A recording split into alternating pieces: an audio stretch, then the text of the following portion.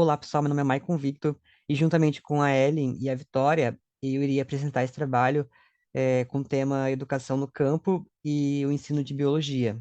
Então, a gente sabe que a educação do campo, ela carrega uma grande carga de preconceitos e desvalorizações, porque ainda existem pessoas com pensamentos de que nas regiões urbanas a educação ela é superior. E alguns até dão argumentos dizendo que no campo as condições são mais precárias e por isso a educação também seria. E graças aos movimentos sociais que surgiram com força lá no finais dos anos 90, como o MST, que possui, né, uma grande atuação nas regiões rurais, foram criadas diversas propostas voltadas para a educação no campo. E claro, né, também existem reivindicações de professores que dão força a essa causa até os dias atuais. É importante a gente falar que alguns autores acabam defendendo uma distinção entre educação rural e educação no campo. Eles falam que a educação rural, normalmente, ela visa formar o aluno em um agricultor, para que ele possa trabalhar justamente no campo, né? Além também do fato de o conteúdo ser mais focado na concepção de rural, reforçando práticas tradicionais do próprio campo. Já a educação do campo, ela visa, sobretudo, levar recursos pedagógicos e ensinos ao campo que não sejam, na verdade, unicamente rurais. E uma questão que se deve ser bastante ressaltada também em relação à educação do campo é que o currículo escolar, ele não pode ser derivado da educação urbana. Isso porque a gente sabe, né, que os homens e as mulheres do campo possuem seus costumes e as suas particularidades, né? Então, eles possuem uma rotina e necessidades totalmente diferentes das pessoas que vivem nas regiões urbanas. Ainda em relação a isso, tem um autor, Santos, né, de 2017, que fala que cabe à educação do campo o papel de fomentar reflexões que acumulem forças e produção de saberes que contribuam para negar e desconstruir o imaginário coletivo acerca da visão hierárquica que há entre campo e cidade. E essas ações, elas podem até ajudar na superação da visão tradicional do imaginário social do Jeca Tatu e do campo como espaço atrasado e pouco desenvolvido. E a gente não poderia deixar de falar também dos desafios que a educação do campo enfrenta. Em muitas regiões, né, ainda existem problemas como a precariedade dos meios de transportes e estradas, a localização geográfica das escolas, que muitas das vezes é muito distante dos estudantes, as escolas sem estruturas adequadas, além da falta de investimentos na formação docente para o ensino no campo. Então, existe uma urgência da educação no campo em se fazer presente em todas as localidades rurais, não só para melhorar as condições de vida dos camponeses, mas também para acabar, né, com uma exploração que muitos deles sofrem pelos grandes latifundiários ou empresas da localidade. E o ensino de ciências de biologia, ele pode impactar diretamente na vida dos povos do campo, porque podemos abordar assuntos como agricultura familiar, combate ao uso de agrotóxicos e até mesmo a reforma agrária. E a gente sabe que a presença do agronegócio em áreas rurais acaba criando uma situação de disputa com a educação, no sentido da necessidade de mais mão de obra qualificada, né, para o trabalho rural. Então é importante que a nossa disciplina ela tenha um arcabouço que auxilie na proteção da educação do campo e não de uma educação rural, como eu disse lá no início. Então, meu nome é Ellen e eu vou dar continuidade ao que o Mike estava falando.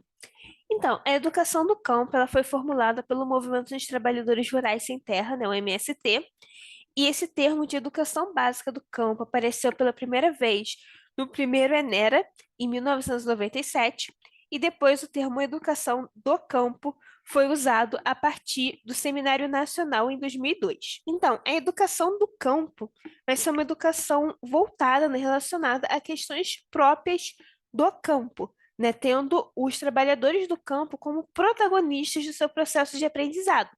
Então, essa educação vai estar relacionada com fatores históricos, culturais, sociais desses trabalhadores do campo. E ela vai ser uma educação bastante pautada na pedagogia de Paulo Freire, sendo assim transformadora, libertadora e emancipatória, estando relacionada também com o desenvolvimento de uma identidade, né, desses alunos também como pessoas do campo, como trabalhadores do campo, e assim formando uma consciência coletiva, né, uma valorização desses trabalhadores, né, evitando assim também também o êxodo rural. E a gente vai ver que essa educação do campo vai estar indo contra, né, as relações de poder hegemônico, né, seja elas entre os opressores e os oprimidos, né, também até da verticalização mesmo das relações de poder, né, no próprio ambiente escolar, né, do professor, né, sendo aquele detentor do conhecimento e os alunos recebendo esse conhecimento, todas aquelas ideias também da educação bancária e tudo mais. E nisso a gente tem que pensar também quem seria essa população do campo, né? De quem são essas pessoas de quem eu estou falando. Então, no campo a gente vê que vai ter uma alta diversidade, uma alta heterogeneidade da população, sendo, por exemplo, trabalhadores assalariados, quilombolas, indígenas, agricultores familiares, extrativistas, ribeirinhos, pescadores, por aí vai, né? Então, cada um desses grupos vão ter suas próprias questões, suas próprias vivências, suas próprias lutas, suas próprias particularidades. E o que vai unir todos eles vai ser realmente os movimentos sociais, né? De acordo com a Mônica Molina, né? Que isso vai ser realmente um ponto de conexão e um ponto bem forte dentro dessa educação do campo, né? Até porque vai estar bastante baseada também na ideia de praxis, nessa ideia de você entender a sua realidade e a partir disso você conseguir modificar o mundo à sua volta, né? Você conseguir também conseguir mudar o seu próprio destino, o seu próprio futuro, conseguir mudar aquela realidade, aquela sua realidade. E a gente vai ver também em relação a essa questão do conhecimento, né? Como que a gente tem que ter noção de que existe o conhecimento científico, né?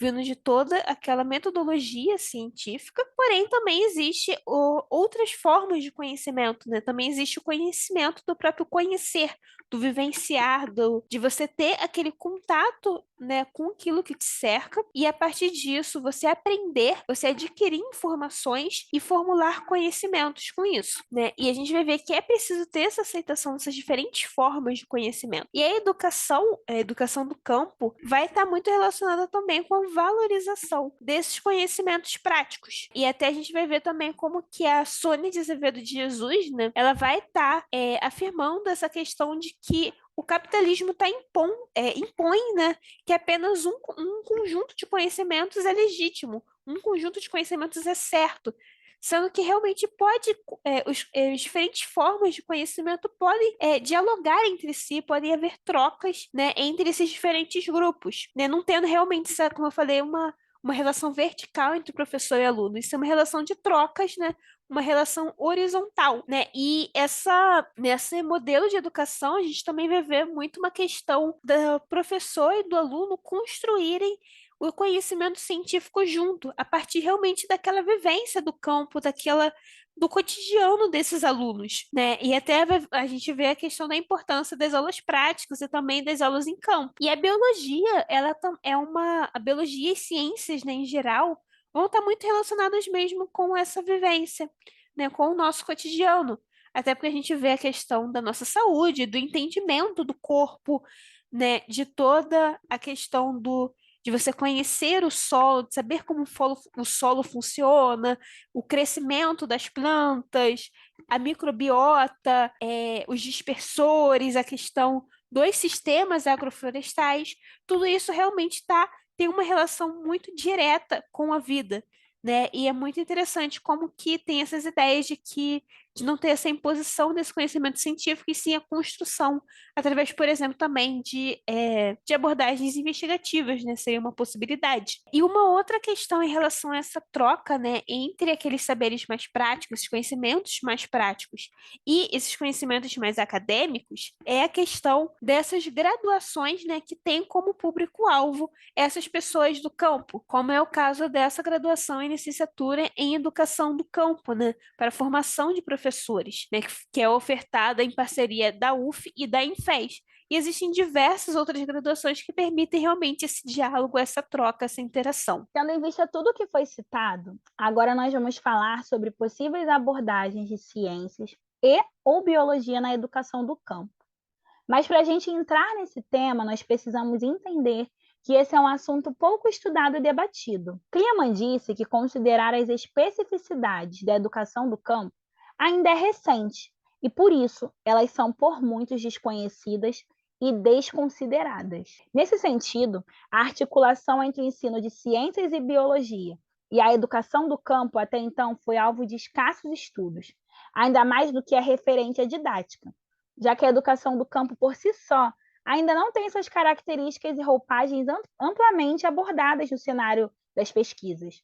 E um agravante para isso é que o número de escolas voltadas para esse modelo já não é elevado. O número maior é o de escolas rurais. E mesmo as escolas rurais, que são em maior quantitativo, como eu disse, caíram. Como a gente pode ver na imagem, no Brasil, 110.873 escolas fecharam entre 2000 e 2015. E 75.441 dessas eram escolas rurais, número que é maior do que o dobro do fechamento de escolas urbanas do Brasil. Se nós levarmos em conta a problemática da pouca visibilidade que tem a educação do campo em detrimento da rural, a gente entende um pouco da dimensão do quanto a educação do campo é pouco levada em consideração. Mas por que a educação do campo é tão pouco conhecida e valorizada? Talvez muito disso se deva ao fato de que o ambiente campestre é visto apenas como um local não urbano e, portanto, seria um ambiente rudimentar, atrasado, em detrimento das áreas urbanas, quando, na verdade, esse é um local repleto de possibilidades de cultura, de peculiaridades e particularidades que podem e têm muito a oferecer. E cujo ponto principal, como já foi falado pela Ellen, é que o grande atuante, o protagonista na construção do conhecimento e do ensino nesses locais, é o cidadão do campo, com as suas demandas e vivências. Dito isso, e dito que é necessário fazer visível a educação do campo, o que é preciso para uma abordagem eficaz quanto às ciências e biologia na educação do campo, já que essa é perpassada por inúmeros fatores já vistos até aqui. O primeiro ponto é que é necessário estabelecer diálogo com a realidade do aluno. Os conteúdos precisam fazer sentido e ter aplicabilidade nos cenários das suas vidas, nos seus contextos sociais. O segundo ponto é que é necessário e é imprescindível desmistificar a ciência como algo destinado a poucos, a uma determinada categoria ou classe social, trazendo conhecimentos relevantes e fazendo uma ponte entre a ciência e os discentes. Por último, é necessário propiciar aos indivíduos, ao aluno, condições necessárias para que eles possam se envolver nas questões que vão afetar eles quanto indivíduos, quanto cidadãos. Quais seriam, então, as possíveis abordagens e metodologias para alcançar esses três objetivos que eu acabei de falar? Exemplos são a abordagem CTS, a abordagem CTSA, a abordagem temática e a problematização como estruturante da aula. Mas o que são abordagens CTS e CTSA e quais as suas relações com a educação do campo e o ensino de ciências e biologia? CTS significa Ciência, Tecnologia e Sociedade, e é uma linha de pesquisa e de estudos que vai de encontro às ideias freirianas, a partir da leitura crítica da realidade dos indivíduos, para o entendimento das relações entre ciência, tecnologia e sociedade, visando inclusive a superação da cultura do silêncio, trazendo voz através do conhecimento. Já a CTSA, além da ciência, tecnologia e sociedade, inclui os contextos e preocupações de cunho ambiental. O embasamento para a utilização dessas abordagens é a percepção de que é necessária a formação de cidadãos melhor informados e atuantes nas transformações da sociedade em que vivem, entendendo que esses tópicos, ciência, tecnologia, sociedade e ambiente, eles estão especialmente atrelados no campo. Já a abordagem temática trabalha conceitos científicos a partir de situações reais, propondo uma organização curricular que tenha base em temas geradores, adquiridos por meio da investigação temática, baseada em codificar, decodificar e problematizar. Dentro disso, podem haver aulas voltadas para essa problematização, que implica no entendimento de que o conhecimento não é essa descrição, mas o sujeito é protagonista da construção do seu aprendizado. Essa problematização pode ser feita em etapas, sendo a primeira a observação da realidade, então o levantamento de pontos chaves, a teorização, o levantamento de hipóteses de solução e a aplicação à realidade. O principal ponto disso é fazer com que o estudante sinta vontade de adquirir conhecimentos que ele ainda não possui, conhecimentos esses úteis no enfrentamento de problemáticas, sejam elas quais forem. A fundamentação dessas abordagens pode ser entendida no texto de Bezerril e Silva, que conecta a educação do campo e o ensino de ciências da seguinte maneira: a educação do campo comunica sua concepção pedagógica com esse ensino de ciências ao propor que seus sujeitos possam, de forma emancipatória, compreender a relação e o processo de construção de conhecimento científico, atrelado a questões econômicas, políticas e culturais. Assim acontece com a história do conhecimento científico. Ele é construído por coletivos, pares, homens, mulheres, que, influenciado por fatores econômicos, culturais e políticos, se constituem. Afinal, a ciência é uma construção humana e não dissociável de fatores éticos, sociais, históricos, culturais, políticos e econômicos. Quando muito alheia à vivência dos alunos, o modelo vigente pode não atender às demandas dos discentes do campo, oferecendo um modelo de ensino-aprendizagem que é fragmentado e muitas vezes desconexo da realidade, além de poder haver hierarquização dos saberes e das áreas disciplinares.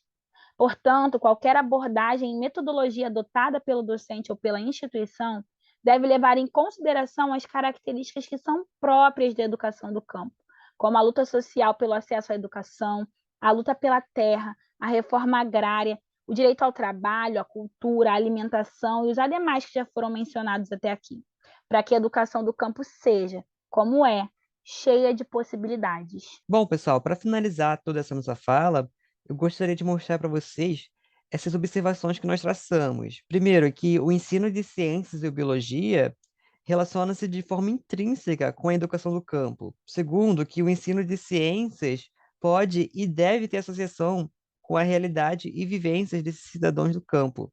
E por último, a falta de recursos e investimento público ou pouco conhecimento sobre esse modelo de ensino acaba gerando problemáticas para a educação de forma geral. Então, agora finalmente com os questionamentos, né?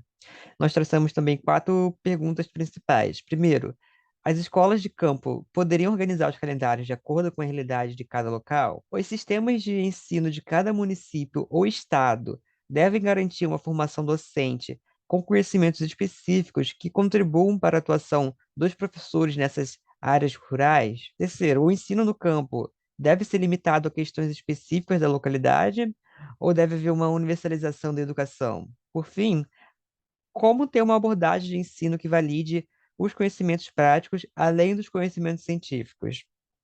Bom, essas são nossas referências. Espero que vocês tenham gostado da apresentação.